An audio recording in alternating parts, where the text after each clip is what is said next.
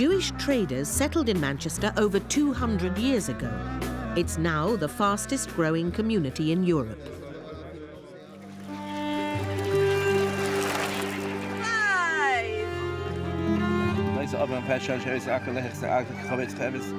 We're leading up to the festival of Yom Kippur, the Day of Atonement.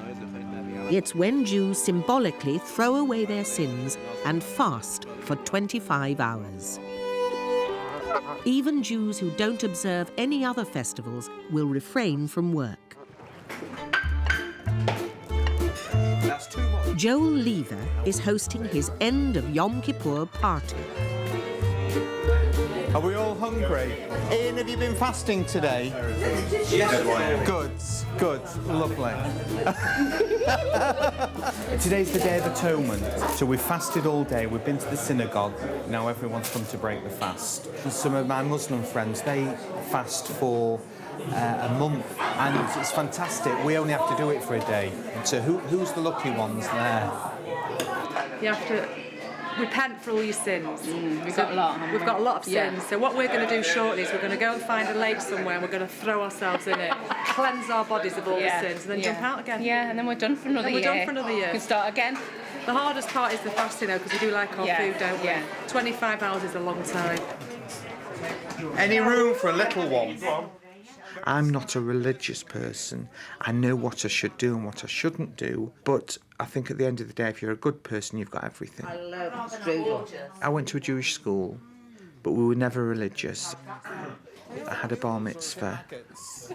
I remember wearing a brown flared suit, big flared trousers, and they had to cover me platform shoes. I loved that suit. I took a little pouch with me with my sins, but there were neighbours passing me with wheelbarrows. It was unbelievable. Religion is a faith, and I've been born into that faith. And yes, you're proud of your heritage, but we live in a modern era. With over 30 holidays a year, only the most religious Jews fully observe them all. 5 days after Yom Kippur is Sukkot, the Jewish harvest festival. Full observance demands buying a bundle of leaves and a rare citrus fruit known in Hebrew as an esrog. To be Jewish is part of your life, not part-time, it's full-time. It's living by a set of rules which have been laid down. That's what you aim for if you want to be fully Jewish. But all of them are different prices depending on the quality of the esrog, without blemishes, and that's a nice one. But these have all got pitums, which is that, and that's quite delicate. If that's knocked off, that invalidates it completely. You might as well not have one. You might as well have a lemon. There's no price limit on devotion. The very best esrog can cost hundreds of pounds apiece. It's £220. Show me the cheapest lull of an esrog you've got, because I'm a cheapskate. You could have this is the basic one. I'll do a half price. Which is? £30. Is that the cheapest you do? I don't do less. Right, go on. Just this time, I'll splash out. Would I pay £500 for a soft fruit? I'd rather a leather jacket. The esrog is one of 4 plant species required for Sukkot. The others are willow, myrtle, and a palm leaf called a lulav. There's the one here. It's closed, but it's got the leaves goes like this. If you wanted something which is top of the range, the Rolls Royce of a lulav, you could be talking £100. Because as we said, it's not cheap to be Jewish. It always comes with a price tag. Anyhow, so that is the ultimate test of faith, I think, to see how much you're really going to be willing to part with. What's your cheapest? Right. Are you looking for one for yourself? Yeah. Look at that. Beautifully closed. Each and every single leaf over there, they're all fantastically closed. You've got yourself a lovely lulav. Okay. Please, don't hit anyone hard with this. This costs 60p from Tesco's, and this, as we've just seen, costs anything from £25 to £300. That's what they call Jewish inflation. Sukkot serves as a reminder of the 40 years the Jews wandered the desert after leaving Egypt in biblical times. The more religious choose to spend 8 days under the stars in a flimsy hut. My girls at work say to me, "Are you sitting in a shed?" But like, when I'm sitting in a shed, they mean Sukkot. What? I said, yeah, we eat outside in our shed for a week. We open a roof, we put all fancy chains on it, and they think we are absolutely mad. But we do, and the boys sleep in it. My boys sleep in it.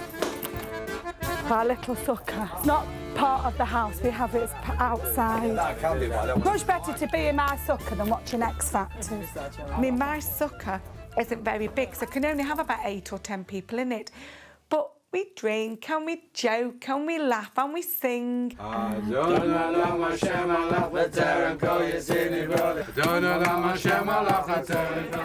a very busy person, and I'm probably the exception to most Orthodox Jewish women, because a lot of them just do stay at home and make challah and, you know, go to neshama people. I don't, I have to do everything. It's not men only, everything's men only, this isn't men only. If it wasn't for the women, who would make the holiday? Well, that's what we do. All we do is cook. We'd starve without the women. The Manchester Jewish community prays hard and plays hard. Jewish unity is also one of the themes of Sukkot, drawing together Jews with different levels of knowledge and observance. It's just about giving the kids a good time. That's all it is. Look, I've got nothing against customs and traditions which doesn't interfere with the next person. I know I'm not observant, but I don't feel guilty. Retired businessman Jack Aizenberg lost his faith after surviving the Holocaust. Now he spends much of his time telling schoolchildren about his experiences. You see, Auschwitz had a selection system. They selected people to work and the rest to the gas chambers. Jack was 19 years old when he came to Manchester in 1945, just one of 300 Jewish orphans who survived the horrors of the Holocaust. They're a dwindling band of brothers, and every week Jack meets up with fellow survivor Sam Laskier. If I have rice, I don't want chapati, do I? You know what I like, don't you? Food was created by God. Where does kosher come into it? Well, I know from experience, the worst thing in life, the biggest pain is being hungry. The biggest? Pain. Yeah, it's hungry, yeah. Oh, yeah. Let me tell you. How can anyone explain what hunger is? You can't explain it. No. You got to feel it. Yeah. If you're hungry, you submit to anything. Anything. You do anything for a piece of bread. We came over together in 1945. We were about 30 of us in Manchester, and we always kept together. But unfortunately, there's not many of us left. I am a survivor. I don't mind being called a survivor. I was tattooed. Yeah, I've got a tattoo on my arm. The trauma that has not gone away, it'll never go away. I think I'll live with it for the rest of my life. Still haunted by the experience, Jack wants to return to Poland to find out why he was the only survivor in his family. L'chaim. That's where we differ. I don't want to go to Poland. I've been once. I saw where I lived. We went to Treblinka. I was in Auschwitz. And this is it. That's, for me, it's enough. But to me, to go to Stashov,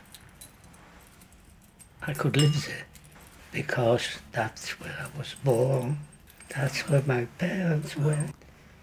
And I sometimes experience, honestly, I must tell you, I'm in the gas chamber with them, and I don't mind.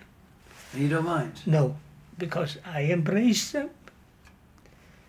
They are struggling for breath, I'm struggling for breath. Yeah. Finish. Yeah. We all gone together. Well, because I'm here, so because of my father, who said, Jack, maybe we should split and you should go into hiding. That's why I'm here. That's how you survive. The fact that we are still sane, and we're still here, is a miracle in itself. Yeah. For many Jews in Manchester, there's one place they truly feel at home: Israel. Burnett's daughter Leanne has lived there since she got married. Now she's got news for her mum. We're going to Israel to see the new baby, please God, and we're going to see Simon, Leanne, and 2 gorgeous little boys, and we're on our way. Give me I'm not on camera, I'm not Oh, give me a kiss. Oh, for God's sake. Probably the one and only in 25 years. Bye-bye. Bye. Have you gone now? My daughter's lived there for 3 years, and I've been to see her on loads of occasions with the little boys. And her way of life is not like it is here for me, but that's what she's chosen. That's their life. I hope they come back though. I don't care how they're happy, I want them home. This little car gets to Israel, this will be a laugh, won't it? I'm going to be going down with it. I think most Jewish people have Jerusalem at the heart of their lives. It's the heart of our prayers, and I don't think we should be embarrassed because of it.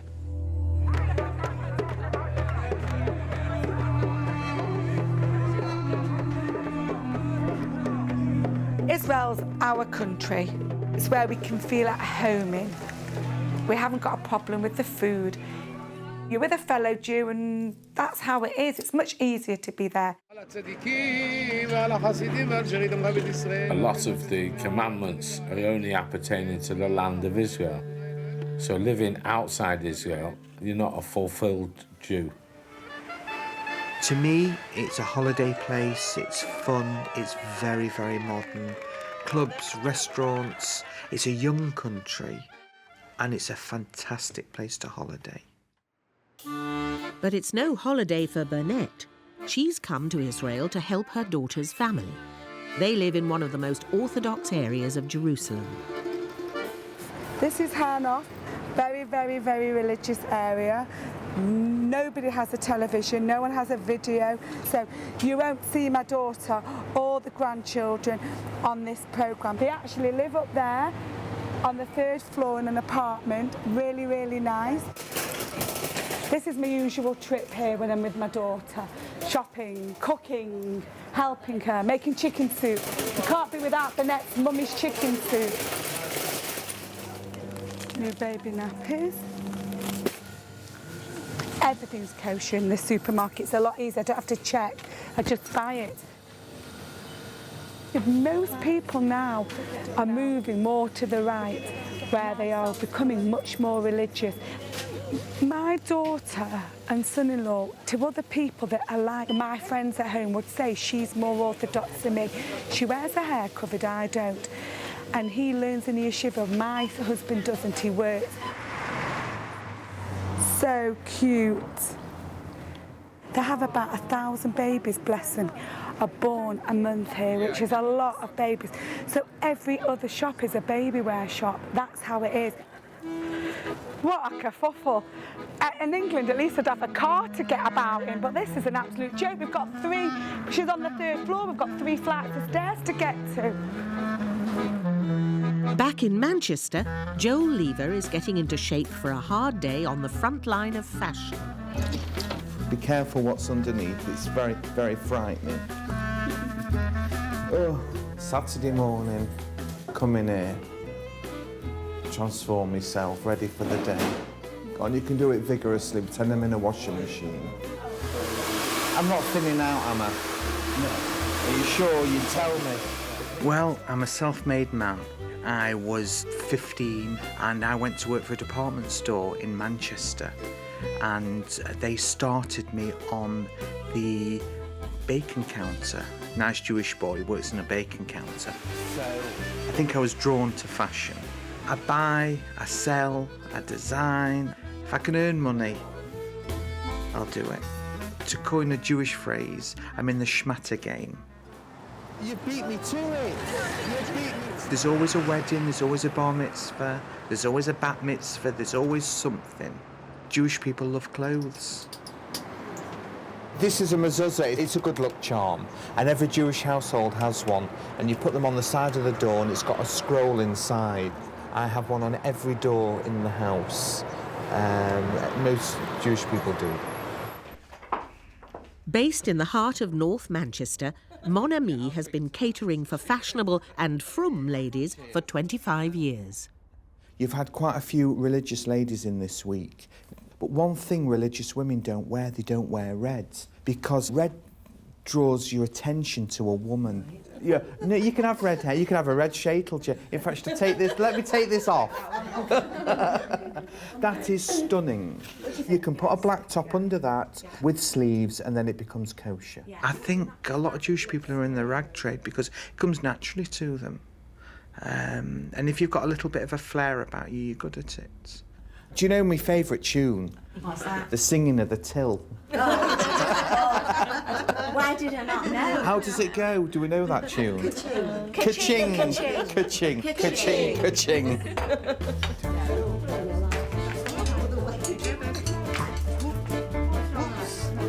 Bloody hell, she's heavy. She must have ate well. We cater for everyone. Isn't that fab?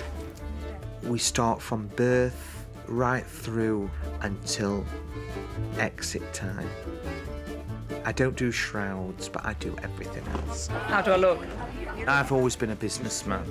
I was about 8 or 9, and there was a lady who lived across the road from us, and she used to sunbathe in the back garden. Of course, she was topless, and so I charged the other kids in the street a penny, and I helped them onto the garage roof, and we all used to peer over. This is my Irish mother.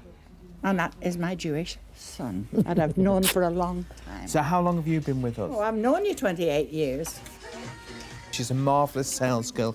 People come here to see you. You're like a monument. That is awful. No, well, you are. People come here. You get presents bought for you. Yes, I do, of course. You get presents. Yes. They come in to see how you are. And when they come in to see how you are, they spend money. They spend money. And Joe loves the sound of that too.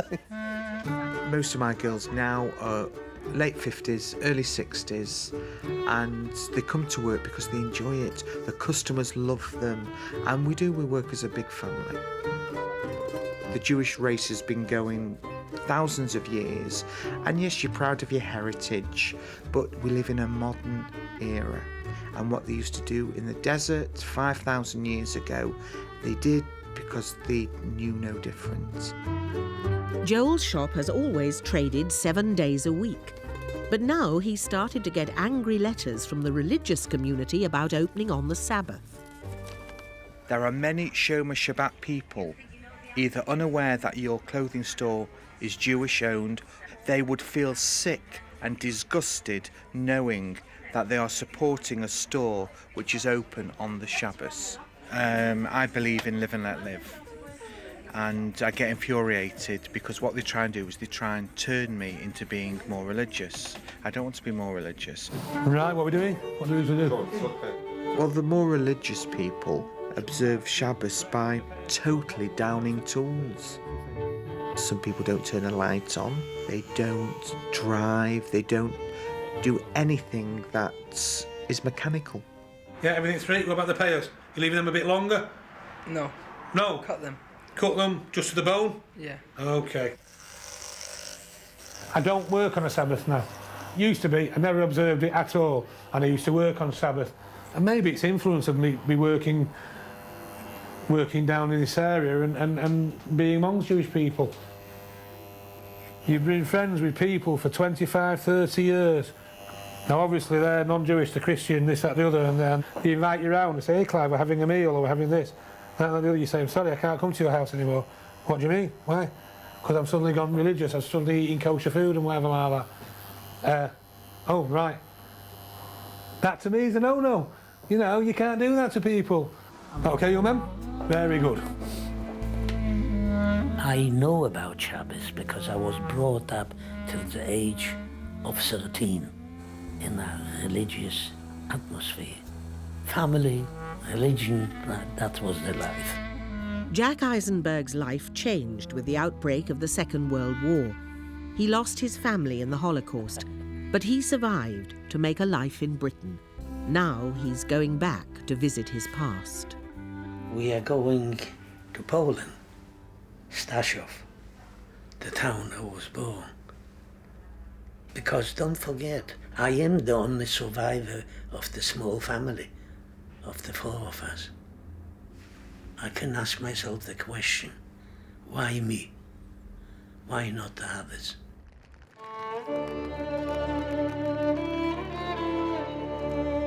Jack was born in 1926, one of 3.5 million Jews living in Poland. At the time, it was the largest Jewish community in Europe. Stashov will always be in my heart. That's where I live with my parents and my little brother, Shmelkin. We lived here. This was my grandfather's shop. He lived upstairs, and downstairs he had like a food shop. In 1942, Stashov was a town of 12,000 people, half of whom were Jews trapped in a ghetto. This used to be the synagogue, and this square was 99% Orthodox Jews. A wy nie pamiętacie familię Aizenberg? Ja, bo przecież tu wszystko to było, to przecież tutaj to wszystko było. Tu na rynku. After 3 years of occupation, the Nazis ordered the evacuation of the ghetto, a day known as Black Sunday. That's where the bridge was. The day before, Jack's father Isaac took his family to the river and gave him a choice that would save his life. My father said to me, look, you're the oldest son. You don't have to say yes. It is up to you what you want. I suggest you don't come with us. Why? Because in case something goes wrong. That evening I went into the hiding, into the attic. That's it. That was the last time.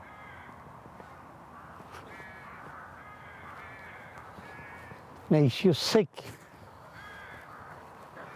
Yeah. The following day, his family were among 7,000 Jews sent to Belzec extermination camp. Out of the train, undressed and straight to the gas chamber. Yeah. And I tell you, that's what happened to my family. There are no Jews left in Stashov today. Jack, one of a handful of survivors from the town, has never forgotten the family he left behind, especially his little brother, Shmelki. He was 9 years old. Gassed. What kind of a world is that? What has he done wrong? Yes, he has. He was a Jew.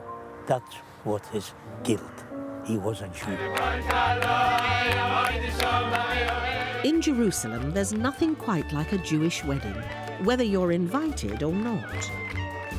You just go with the flow here in Jerusalem. Everyone just turns up at weddings and they just go. Once you dress the party, it's fine. Picture this wedding where it's the nearest and dearest, me, from Manchester. I hadn't even been invited. The next thing, push me in, dance with the bride. I just thought, Burnett, what are you doing?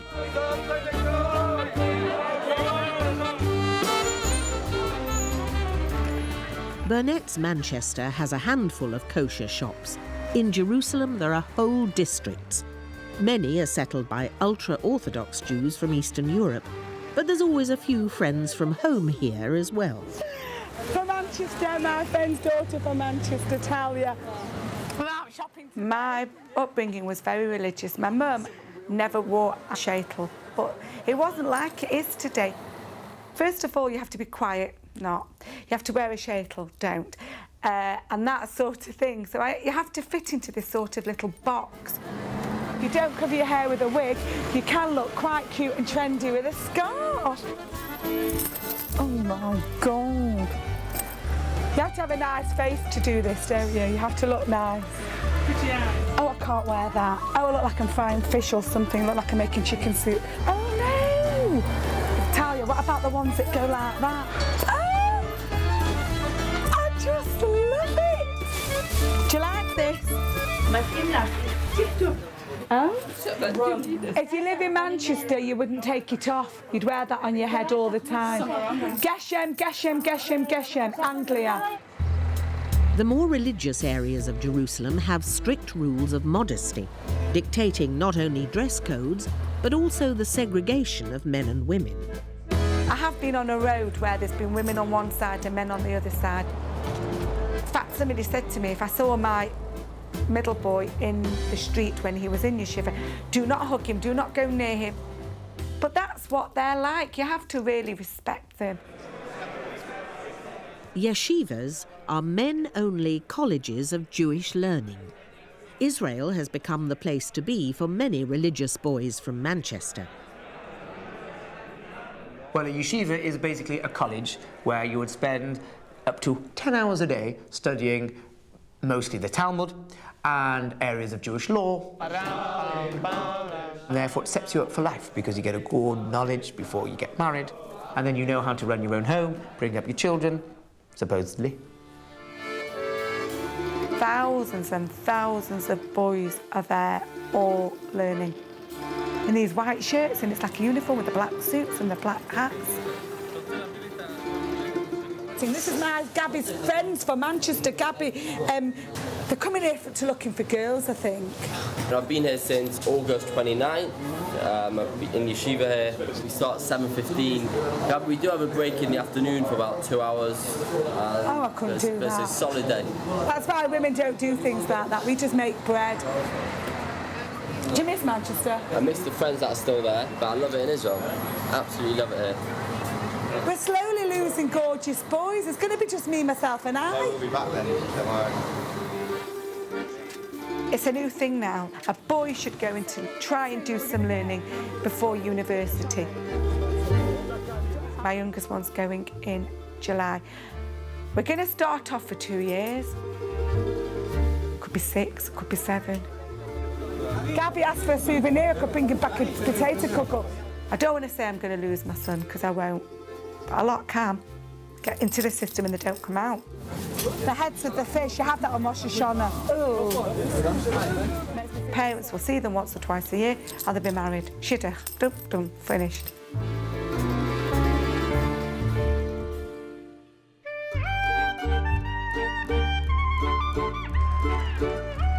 Joel Lever keeps kosher on his regular visit to Manchester's oldest Jewish bakery.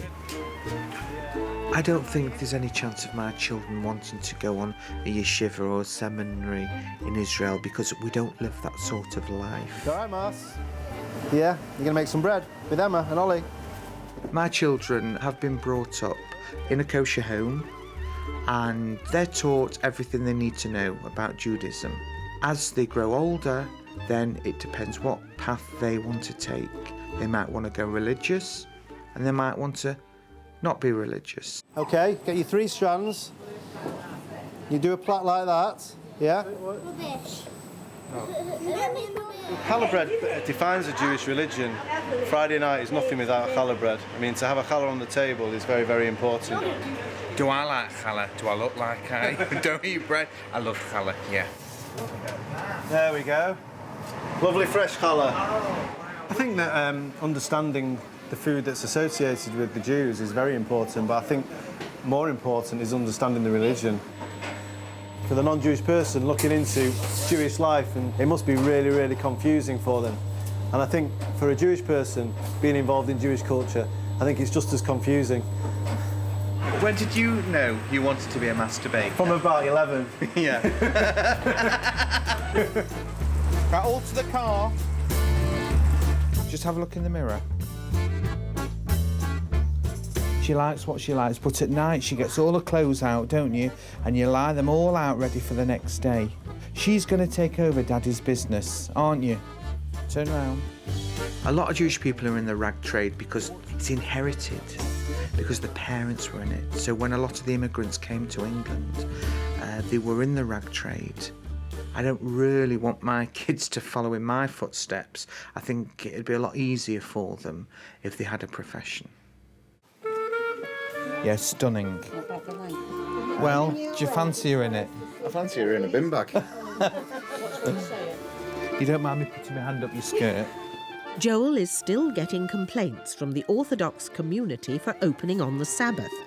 He's decided to respond with a letter of his own. I get these poison pen letters, I get nastiness, and I don't like it, and I've had enough of it. And that is the letter that I've written to the paper. Not nasty, not horrible. It just covers how I feel. Keeping kosher is a lifetime commitment. Newlands is a Jewish care home, and their kosher credentials are in the hands of part-time Rabbi Zevi Saunders. My dad is a rabbi. I watched him and followed him around, and people were saying they thought I had the skills, and then I got a job as a junior minister, and I just thought, OK, well, I might as well become a rabbi. Hello, ladies. You all right? Afternoon, Sybil. Hello, Betty. Some rabbis have to do a lot of pastoral work, go visiting people. Some rabbis have to lead the services. Some rabbis don't. Keeping the kitchen kosher means checking eggs for blood, vegetables for insects, and even lighting the gas. Yes. Because it is age-old Jewish tradition that Jewish people should cook for Jewish people. Jews do not eat bugs in their fruits or vegetables, so as lettuce is, well, sometimes riddled with little bugs, I'm first of all soaking them in salt water, and then I will inspect it by the sunlight, if there is any left. Maybe that's why Jews love eating more than drinking, because drinking is easy, you just take out a bottle and drink. Whereas here, we have to show love and affection to our food. So far, they're quite clean. First of all, check for dirt at the tops. Oh, that appears to be a small little creature of some sort.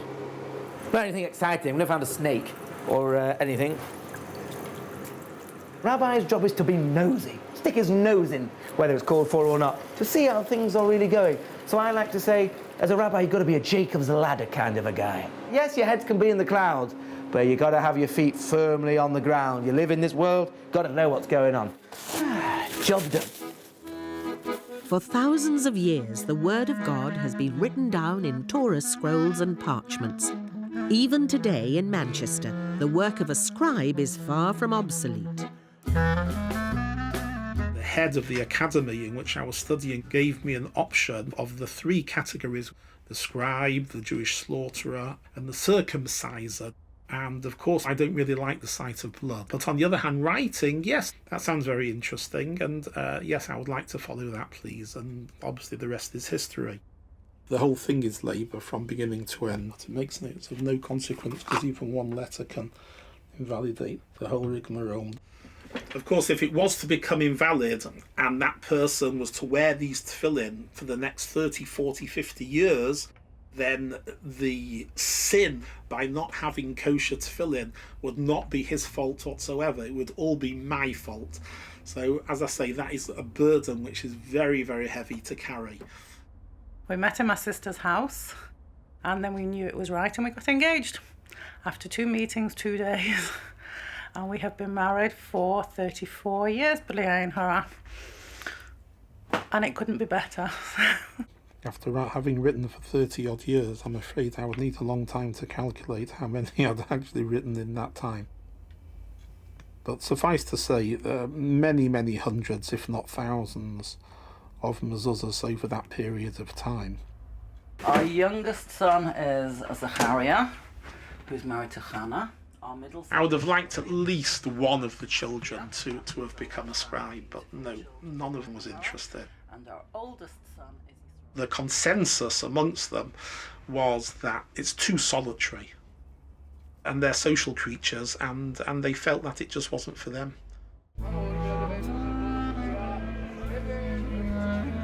It's Monday morning at the Western Wall in Jerusalem. This is the holiest Jewish site in the world. Jewish people worldwide face this wall in their prayers. I'm going to go down the right-hand side because it's the ladies' section. We can't be with the men. I've got to put my note in, got to give my tzedakah, say a few of my davening, my prayers, and then I feel better because that's what Israel's about. Everyone comes here.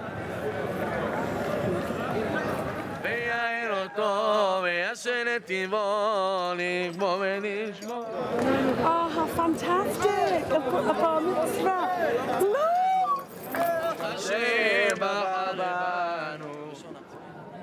I'm putting my little note into the wall because that's what I want to do, and it's bright yellow, so maybe it'll be answered all my prayers. I think Jewish people have been hated over the years. I can't answer the question why. My boys have occasionally been out in the city centre and had a skull cap flicked off the head. But we just think it's ignorance. We think there's not enough knowledge of what it is. I've had a swastika drawn in the ice on my car. I've had Jew written on the side of my car, which I thought, oh, yes, I am a Jew. Quite correct. How did they know? In the Jewish prayers, there is mention, we the chosen people. I want to be not chosen. I wish I was in my passport, nationality, human race. In 1942, 16-year-old Jack Aizenberg escaped certain death by hiding. He was discovered after 2 weeks and sent to Kielce in Poland as a slave worker for a German armaments factory called Hassag. To był Hassag. It's behind the building, left. This used to be a Hassag. And that's where I worked for nearly 2 years. You were not classed as a human being.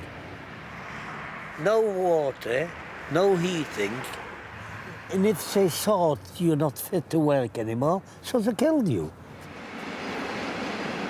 The future, if there was a future, I could have been collected again in the last minute, put on a train into an extermination camp. 18-year-old Jack's luck ran out by the winter of 1944, when he was put on a cattle train to Germany. And they pushed it in like sardines. All the people started falling on top of me. And very soon I was covered with bodies. And I had to dig myself up. And then 2 days later, we arrived in Buchenwald.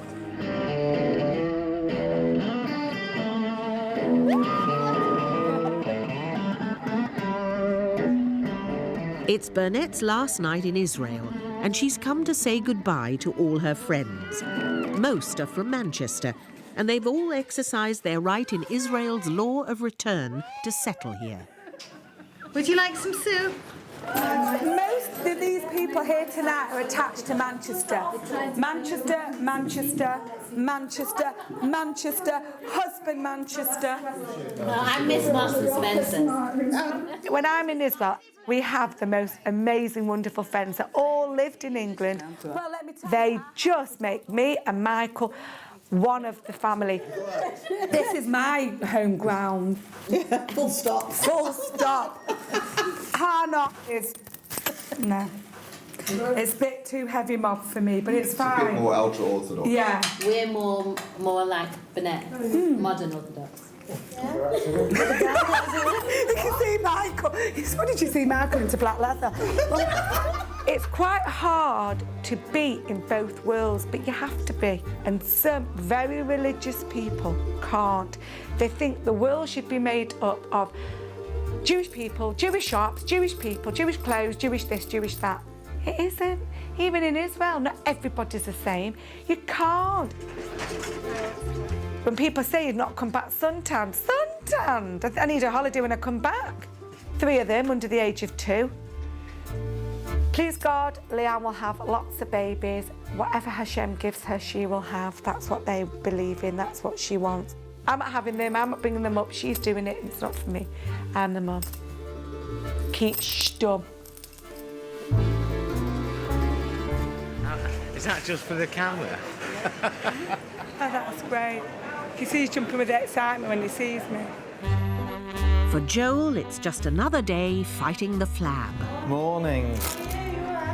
Me 10 minutes of keep fat. Nice and tight. Keep it tight.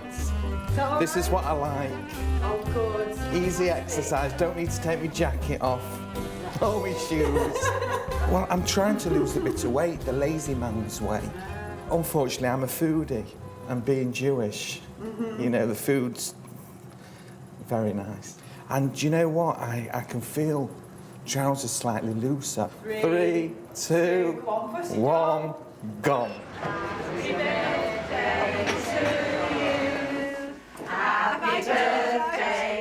Today it's Una's birthday and she's 80. She's wonderful, she's fantastic. Una's been with me virtually since day one. My God, there's only 2 candles. Una is my Irish second mum and she's fantastic. It's not often My son. you find someone like this, you know. And he's tried to get rid of me ever since.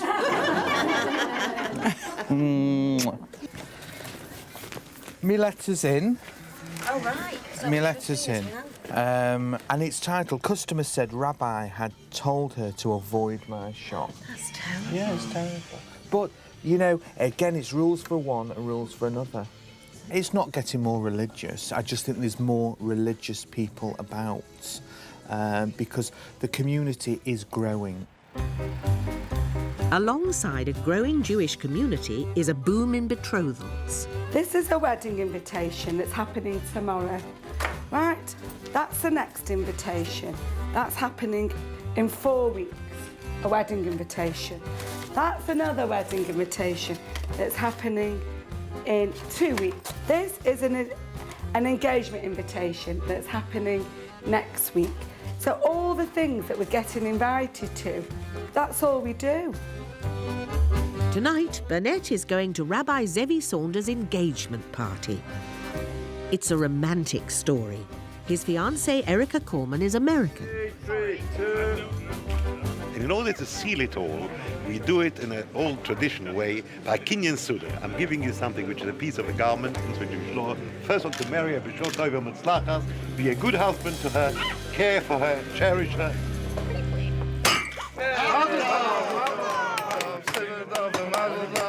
Just as breaking the plate is a final gesture, so too is their engagement.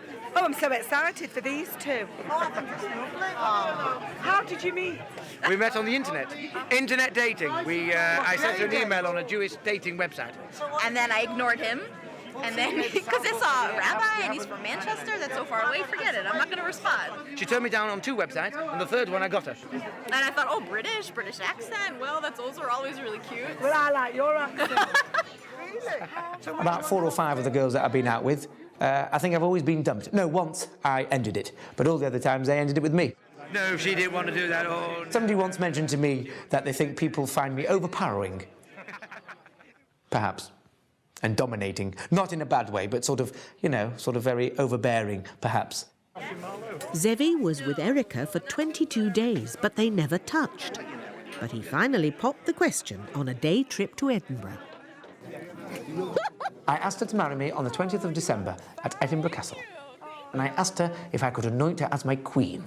And so... Great guy. Yeah, well, it's and then she said yes. It's fantastic. It's very important to marry off the children, and a lot of them get married very young. And you wonder, why would a girl get married at 16 or 17? But they just do, because please God, they want them to get married and have children and keep going and more children, and that's how it is.